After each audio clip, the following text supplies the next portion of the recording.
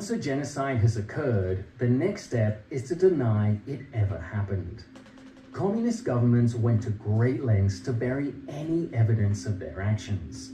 They were aware that being blamed for the deaths of thousands of innocent people would not help global communism's image.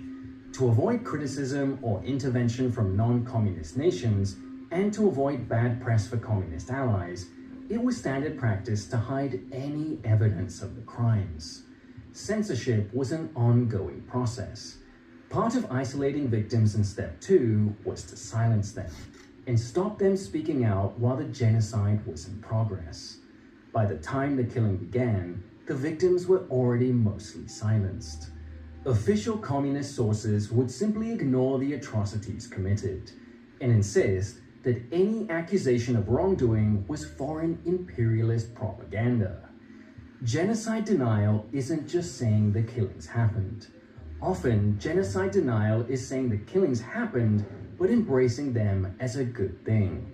It wasn't genocide, they say, but justice against a hated enemy. In some cases, the genocide will be said to be an improvement for the victims. The ultimate success of step 1 is convincing people at step 5 that all the steps in between were the right choice. The ongoing treatment of Tibet by the Chinese government is a complicated example of this denial.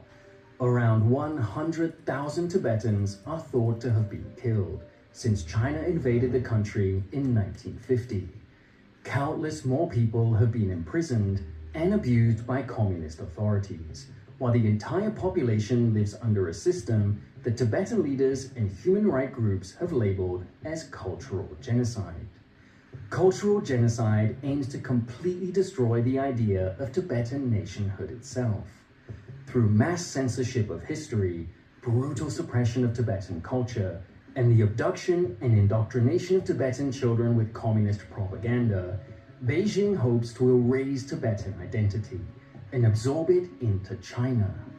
Naturally, Beijing denies it is doing anything wrong. To question the party's policy against Tibet is illegal in China, and foreign journalists have restricted access to the region.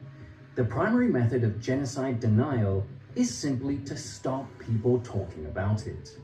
As far as Beijing is concerned, if no one sees it happening, then it didn't happen.